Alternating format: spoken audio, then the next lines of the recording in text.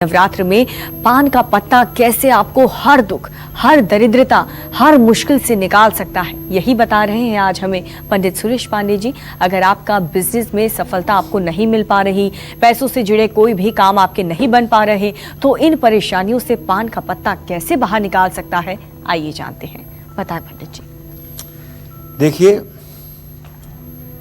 व्यवसाय में, बिजनेस में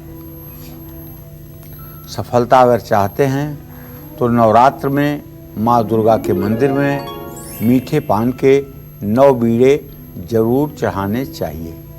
लेकिन मैंने कह दिया कि 9 बीड़े चढ़ाइए, तो इसका मतलब नहीं कि आप जाइए किसी दुकान पे 9 पान लगवाइए और केवल पान ले जा कर के माता को पहुंचा दीजिए। अरे ऐसा बिल्कुल नहीं। मेरे कहने का आशय है कि और भी प्रकार से उनकी पूजा करिएगा, जैसे उनका ध्यान करिएगा, आवाहन करिएगा, आसन दीजिएगा, उनका अभिषेक करिएगा, उन्हें वस्त्र पहनाइएगा, उपवस्त्र पहनाइएगा, गंधाक्षत पुष्प धूप दीप समर्पित कीजिएगा। उसके बाद उनके लिए भोग प्रसाद की दिव्य व्यवस्था करिएगा। उसके बाद जब पान का नंबर आए तो 9 मीठे पान, इस भावना से कि यह 9 मीठे पान 9 दुर्गाओं के लिए मैं समर्पित कर रहा हूँ, ये 9 दुर्गा की प्रीति को बढ़ाने वाला हो, तो ये पान जब आप समर्पित करेंगे तो आपकी वो मनोकामना पूरी होगी जिसका बहुत दिनों से आपकी प्रतीक्षा होगी। और हाँ, 9 मीठे पान बनवा करके आप जो कन्याएं कुमारी पूजन में आती हैं उन्हें भी दे सकते हैं। अगर उन्होंने अपने मुंह के पास भी पान लगा लिया तो आपकी पूजा साकार हो गई। धन और वैभव पाने के लिए माँ दुर्गा की प्रतिमा के सामने पान के पत्ते पर केसर, इत्र और घी को मिला करके स्वास्तिक का चिन्ह बनाना चाहिए। दाहिने हाथ की अनामिका उंगली से बनाना चाहिए और सुपारी पर कलावा लपेट करके पान के पत्ते के ऊपर रख दें और माँ दुर्गा को अर्पित करें। धन से संबंधित सभी तरह की मनोकामनाएं निश्चित रूप से पूरी हो जाएंगी, इसमें कोई संशय नहीं है। जय मां विंध्यवासिनी। देखिए, आपने पैसा कमा लिया, शोहरत पा ली, लेकिन आपके जीवन में सुख शांति नहीं है तो लक्ष्मी भी आपसे रूठ जाएंगी, यकीन मानिए। ऐसे में पान के पत्ते से कैसे आप अपनी हर परेशानी से पार पा सकते हैं, ये हम जानेंगे। बताएं पंडित जी। हिरण्यवर्णाम हरिणीं सुवर्ण रजतस्रजाम चंद्राम हिरण्मयीं लक्ष्मीं जात वेदो मयावह। एक बात मैं सभी दर्शकों से बड़े विनम्रता पूर्वक कहना चाहता हूं, ना तो मैं भगवान हूं और ना ही विधि के विधान को मेट सकता हूं, लेकिन मुझे अपने सनातन धर्म पर इतना विश्वास है कि यदि लोग थोड़ा सा सनातन धर्म के बताए हुए रास्ते पर चलना शुरू करें तो इस पूरे देश से गरीबी और दरिद्रता दूर हो सकती है, इसमें संशय नहीं है। सिर्फ करना यह है, लोगों को अपना खान पान ठीक करना है और चाहे जो कार्य व्यवसाय आप करते हो, 15 मिनट सुबह 15 मिनट शाम महालक्ष्मी का ध्यान करना है, श्री सूक्तम का पाठ करना है। अगर ये उपाय परिवार में एक व्यक्ति भी करना शुरू कर दे तो मैं पूरे विश्वास के साथ कह सकता हूं 36 महीने यानी 3 साल के बाद उस घर की स्थिति बहुत उत्तम हो जाएगी, लोगों को विश्वास नहीं होगा। तो जिन लोगों के जीवन में सुख शांति नहीं है, अब सुख शांति क्यों नहीं है? जैसे आपको किसी से उम्मीद है कि आज हमको 50,000 रुपया देगा और आपको उसने कह दिया कि नहीं मेरे पास तो नहीं है, तो आपको इस जगह सुख नहीं मिलेगा, आपका मन दुखी हो जाएगा, इसलिए कि आप चाहते थे। और अगर आपको उम्मीद है कि आज हमारा ये काम नहीं होगा और आपको पता लग जाए कि वो काम तो आपका हो गया, आप सोच रहे हैं मेरा प्रमोशन नहीं होगा, लेकिन प्रमोशन तो आपका हो गया, तो अब आपके पैर जमीन पर नहीं पड़ेंगे खुशी के मारे। तो ये खुशी और ये दुख केवल भौतिक कारण है, हकीकत में न कोई सुख है न कोई दुख है, ये केवल हमारे दिमाग की परिकल्पना है।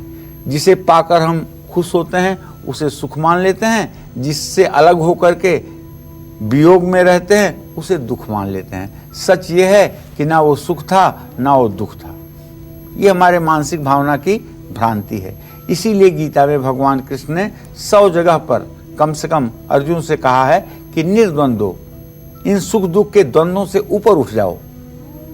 5 पीपल का पत्ता और 8 पान का पत्ता एक साथ लीजिए और माँ बगलामुखी का ध्यान करते हुए। माँ बगलामुखी का ध्यान कैसे करोगे भाई? माँ बगलामुखी का ध्यान किया जाता है क्षीर सागर में। दिव्य एक गौर वर्ण की 16 वर्ष की महिला, जिसने पीले कसे हुए कपड़े पहने हुए हैं, जिसकी लाल लाल रत्नारी आंखें पूरे विश्व को भयभीत कर रही हैं, जिसके घने केस लंबे बाल कमर के नीचे तक बिखरे हुए हैं और जिसके दोनों हाथों में सोने के मोटे मोटे कंगन हैं, जिसकी आंखों में काजल और गले में पीली फूलों की माला है, जिसके दाहिने हाथ में एक मजबूत गदा और बाएं हाथ में एक दुष्ट की जिह्वा है, जीभ, और वो दुष्ट को उस गदे से प्रताड़ित कर रही है। मध्य सुधाब्धि मणिमंडप रत्न वेद्याम सिंहासनोपरिगताम परिपीत वर्णाम पीतांबरावरण माल्य विभूषितांगी देवी नमामि धृतमुद्गर वैर्जिह्वाम जिह्वाग्रमादाय करेण देवी वामेन शत्रुन परिपीडयन्तीम गदाभिघातेन च दक्षिणेन पीतांबराढ्या द्विभुजाम नमामि। तो इस तरह का भाव जब आपके मन में आएगा और माँ जगत जननी जगदम्बा पीतांबरा का आप ध्यान करेंगे और उनके कवच का 1100 पाठ करेंगे, अरे आपका दुश्मन इंद्र भी होगा तो मैं गारंटी के साथ कह सकता हूँ आपका एक बाल बांका नहीं कर सकता। माँ पीतांबरा का मारा कोई बचा नहीं और माँ पीतांबरा ने जिसकी रक्षा किया उसका कोई कुछ बिगाड़ नहीं पाया। तो बस हाँ, इतना जरूर है, यह मंत्र अगर गलत ढंग से किया जाए और गलत प्रकार से किया जाए तो उतना ही ये दुखदाई भी हो सकता है। तो अपने घर की पूर्व दिशा में जो आपने पान के पत्ते और पीपल के पत्ते बांध रखे हैं, इनका एक बंधनवार घर के दरवाजे के ऊपर लगा दीजिए। ऐसा हर हफ्ते करिए और पुराने पत्तों को नदी में प्रवाहित करते रहिए, तो वैवाहिक जीवन से संबंधित कड़वाहट तो दूर ही होगी, साथ ही आपके ऊपर किसी का तंत्र मंत्र प्रयोग भी नहीं चलेगा। माँ दुर्गा को पान, मिश्री और लौंग रख करके इसे भी भोग लगाना चाहिए। माँ दुर्गा का पंचामृत से अभिषेक करना चाहिए। दक्षिणावर्ती शंख में पंचामृत भर के श्रीयंत्र या दुर्गा के चित्र पर अभिषेक करना चाहिए। श्री सूक्तम के 16 मंत्रों को बोलते रहना चाहिए, बोलते रहना चाहिए, बोलते रहना चाहिए। अगर इस देश से गरीबी और दरिद्रता को भगाना है, आप अपनी अगली पीढ़ी को गरीबी और दरिद्रता नहीं देना चाहते हैं, तो संकल्प लीजिए, आज ही संकल्प लीजिए नवरात्र में कि हम 14 वर्ष तक नींद, नारी और भोजन के अधीन नहीं होंगे। जब हमें मिलेगा तो भोजन करेंगे, जब हमें मिलेगा तो नींद लेंगे और हर समय अपने कार्य के प्रति ईमानदारी से प्रतिबद्ध रहेंगे, दूसरों के मदद करने की पूरी कोशिश करेंगे और दूसरों की निंदा, दूसरों की शिकायत या दूसरों की अवनति को देखकर हम खुश नहीं होंगे। ये संकल्प लीजिए। आने वाले 14 सालों के बाद आप क्या जानते हैं, गरीबी को एक दिन में एक बाण से मार देंगे। माँ दुर्गा रक्त बीज को मारती थी, उसका जितना बूंद खून जमीन पे गिरता था उतने रक्त बीज पैदा हो जाते हैं। ये गरीबी ऐसी चीज है, एक को मारिए तो 2 खड़ी हो जाती हैं, 2 को मारिए तो 4 खड़ी हो जाती हैं। इनको ठीक से मारने में अगर आदमी महत्वाकांक्षी है तब 14 साल लगते हैं। 14 साल के बाद आप चद्दर ओढ़ कर सो सकते हैं कि हाँ, अब गरीबी जैसी डायन आपके अगल बगल नहीं है। तो इसलिए बस आपको भी करना है महालक्ष्मी का आवाहन, जिससे आप अपने आने वाली पीढ़ी को गरीबी हस्तांतरित ना करें। आर्थिक स्थिति और उधारी लेने से आपको परहेज करना चाहिए। जय मां विंध्यवासिनी। देखिए, जीवन में अगर आपके दुख ही दुख हैं और ऊपर से आपकी पर्सनालिटी आपको वो पहचान नहीं दे पा रही जिसके आप लायक हैं, जिसके आप हकदार हैं, तो आपको इस नवरात्र में पान के पत्ते के कौन से उपाय करने चाहिए, ये हम जानेंगे। बताएं पंडित जी। देखिए, दुख और सुख की अगर परिभाषा की जाए ना, तो दुख की बहुत बड़ी परिभाषा है। सुख की परिभाषा तो सिर्फ इतनी है कि किसी सज्जन मनुष्य का सानिध्य आपको मिल जाए, किसी संत पुरुष का सानिध्य आपको मिल जाए, तो इससे बड़ा सुख कुछ नहीं है। जिन लोगों का व्यक्तित्व अच्छा नहीं है, जिन लोगों को उठना बैठना बोलना चालना खाना रहना उठना नहीं आता है, वो अपने व्यक्तित्व को कैसे निकालें, कैसे निखारें। अपने व्यक्तित्व में निखार लाने के लिए अब तो कोर्स भी हो रहा है पर्सनालिटी डेवलपमेंट का। अगर आप किसी महानगर में रहते होंगे और गूगल में आप ट्राई करें पर्सनालिटी डेवलपमेंट सेंटर, तो आपको पता लग जाएगा कि व्यक्तित्व को अपने विकसित करने के लिए क्या क्या किया जाता है। तो भाई, पान की जड़ को घिस कर हर रोज गोरोचन के साथ पर अपने माथे पर लगाइए। ये जानते हैं क्या है? ये है तो वशीकरण तिलक। अगर पान की जड़ को गोरोचन के साथ घिस करके माथे पर लगाया जाए तो आपका चेहरा पहली बार जो देखेगा वो आपके बस में होगा। जीवन में अगर दुख ही दुख हैं, बीमारी है, कर्जा है, घर में शादी विवाह नहीं हो रहे हैं, संतान की वृद्धि नहीं है, बच्चे पढ़ नहीं पा रहे हैं, बच्चे एडिक्ट हो गए हैं, सब बुराइयां चारों तरफ से हैं, तो कहाँ जाओगे? नवरात्र में दुर्गा जी के ऐसे मंदिर में जाना जहां नवमी का हवन हो रहा हो। हवन होने के बाद आप अपने हाथ से एक पान के पत्ता के साथ 2 लौंग 1 बतासा उस हवन कुंड में डाल दीजिएगा। लेकिन उसके पहले आपको भी हवन सामग्री लेकर के हवन करना चाहिए। और हवन करते समय ओम ऐं ह्रीं क्लीं चामुंडाय विच्चे स्वाहा इस मंत्र से 108 आहुति हवन जरूर देना चाहिए। हवन देने के बाद एक पान के पत्ते पर थोड़ा सा साकला रख करके, उसके ऊपर एक छोटी सी सुपारी रख करके, 2 लौंग रख करके, थोड़ा सा कपूर रख करके उसे पूर्णाहुति के रूप में हवन कुंड में डालना चाहिए। इससे निश्चित रूप से आपके घर का परिवर्तन और आपके भाग्य का सकारात्मक परिवर्तन शुरू हो जाएगा। और देखिए, हर किसी की इच्छा होती है कि वो जो चाहे वो पूरा हो जाए, जिस काम में हाथ डाले उसमें सफलता उसे मिल जाए। लेकिन हर इंसान को कामयाबी मिल जाए, हर मन्नत उसकी पूरी हो जाए, ऐसा मुश्किल ही होता है, कम ही होता है। लेकिन अब एक पान का पत्ता इस मुश्किल चीज को भी आसान बना सकता है। वो कैसे, ये हम जानेंगे। बताएं पंडित जी।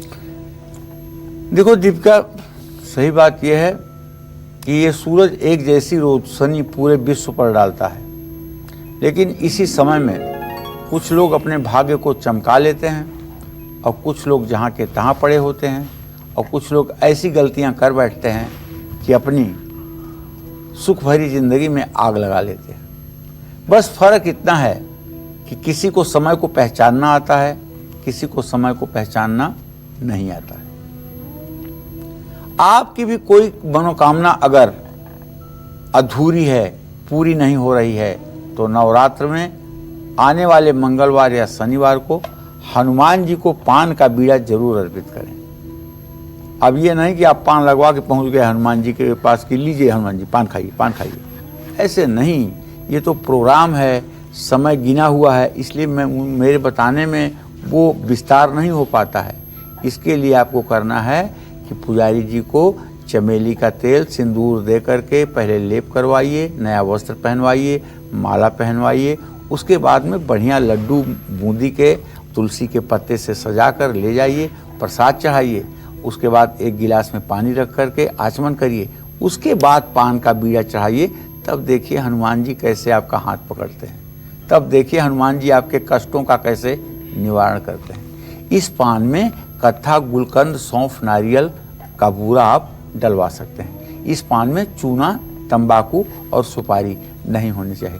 तंबाकू किसी देवी देवता के पान में नहीं होनी चाहिए, केवल ब्राह्मण देवता के पान में आप तंबाकू कभी कभार डाल सकते हैं, नहीं तो किसी के पान में तंबाकू कभी भूल करके भी नहीं होना चाहिए। और तंबाकू तो इंसान को भी नहीं खाना चाहिए। ये तो मैंने हंसी में कह दिया। जो लोग किसी जरूरी काम से घर से निकल रहे हैं, उनको अपने काम में सफलता पाने के लिए अपने पर्स या जेब में एक पान का पत्ता रख करके जरूर जाना चाहिए। इससे काम में सफलता मिलती है और संभावना बढ़ जाती है। अगर आप नवरात्र में हर रोज एक पान का पत्ता अपने दुर्गा सप्तशती की पुस्तक में डालना शुरू कर दें और नवमी तक ये क्रम आप करते रहें और उसके बाद भी पान के पत्तों को बचा बचा करके उसी किताब में रखे रहें, तो अगले नवरात्र तक देख लीजिएगा कि आपके जीवन में जो चमत्कार होगा उसकी कल्पना न आपको है और न मैं शब्दों में कह सकता हूं। और बुरा तो कुछ हो ही नहीं सकता। कितना सस्ता, कितना आसान उपाय है। सुधा तुम अक्षरे नित्य त्रिधा मात्रा, इसमें मतलब हर अक्षर में अमृत के रूप से कौन विराजमान है? शक्ति विराजमान है, जिसको आप दुर्गा भी कहते हैं। तो ऐसे शक्ति के सानिध्य में जब ये पान का पत्ता रहेगा तो ये पान का पत्ता आपके समस्त ऋण, रोग, दरिद्रता को दूर करने वाला होगा। हाँ, जब पान के पत्ते बहुत सूख जाएं, अपने आप से टूटना शुरू कर दें, तो उन्हें उठा करके आप जल में प्रवाहित कर दें। जय मां विंध्यवासिनी। पान के पत्ते से आसान उपाय करके आप अपने जीवन को तो संवार सकते हैं, लेकिन हर चीज के इस्तेमाल के साथ कुछ सावधानियां भी जुड़ी होती हैं। कौन सी हैं वो सावधानियां जिनका ध्यान पान के पत्ते के उपाय करते समय आपको जरूर रखना चाहिए? बताएं पंडित जी। देखिए, बहुत सी चीजें हैं जिसमें सावधानी होती है। जैसे सूर्यास्त के बाद चूना और कत्थे के साथ पान खाने से जीवन में दरिद्रता और दुर्भाग्य बढ़ता है। एकादशी और श्राद्ध के दिन पान नहीं खाना चाहिए। पूजा में इस्तेमाल होने वाला पान का पत्ता हमेशा साफ, बिना कटा फटा, बिना डंठल वाला और जिसमें कीड़े न लगे हों, ऐसा होना चाहिए। लेकिन आप लोगों ने एक चीज़ ध्यान दिया होगा, जब कभी आपके यहाँ बरक्षा का कार्यक्रम हुआ होगा, तिलक का कार्यक्रम हुआ होगा, सत्यनारायण भगवान की पूजा हुई होगी या कोई पूजा हुई होगी, तो आप कितने पान के पत्ते लाते हैं गिन करके? 2, 3, 4, 5, इससे ज़्यादा नहीं लाते हैं। पूजा के लिए पान दे दीजिए, दुकानदार ने 3 पान लपेट के दे दिया, ले लिया आपसे पैसा चाहे जितना। अब पंडित जी वही पान खोलेंगे। अब उस समय हड़बड़ी देखिए आप पंडित जी की, जब पान चढ़ाना होता है, एक ही पान के पत्ते को पकड़ करके फट फट फट फट फट फट तोड़ करके सभी जगह फेंकवा देंगे, जैसे पान नहीं रोटी फेंक रहे हैं किसी के सामने।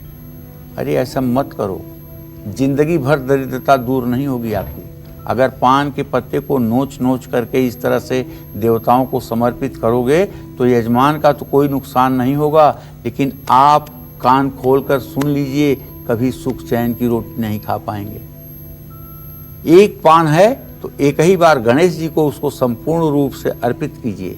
बाकी पान नहीं है तो हाथ में चावल लेकर के मानसिक रूप से पान की कल्पना करके दीजिए, लेकिन तोड़ तोड़ कर पान चढ़ाना न ये यजमान के लिए अच्छा है न पंडित जी के लिए अच्छा है।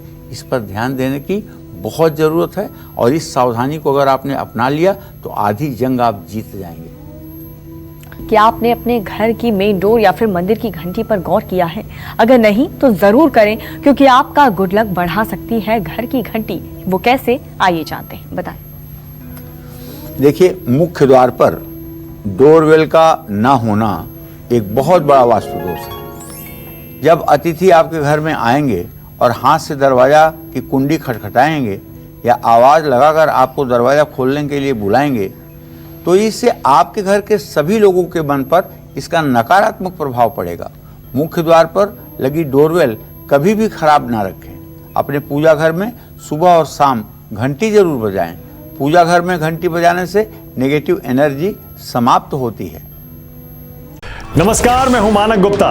अगर आपको हमारा ये वीडियो पसंद आया हो तो इसे लाइक और शेयर जरूर करें, और हाँ, हमें सब्सक्राइब और फॉलो करना ना भूलें ताकि आप देश और दुनिया की कोई खबर मिस ना करें। तो जुड़े रहिए हमारे साथ और देखते रहिए News 24।